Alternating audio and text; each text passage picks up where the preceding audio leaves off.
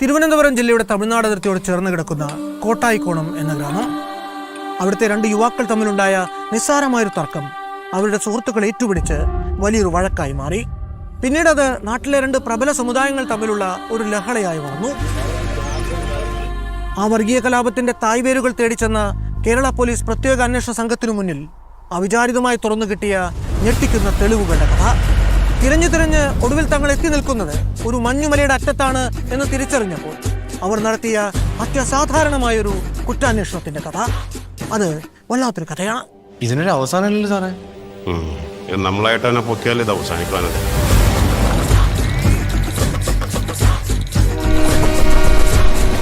സാറേ അവന്മാർ ഇത്രയൊക്കെ ചെയ്തിട്ട് എങ്ങനെയാണ് സാറേ ഞാൻ സമാധാനം തിരിച്ചു പോകണത്?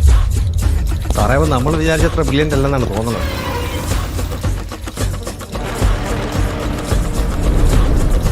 ഇതിങ്ങനെ പോയാൽ ശരിയാവില്ലല്ലോ ജയകൃഷ്ണൻ.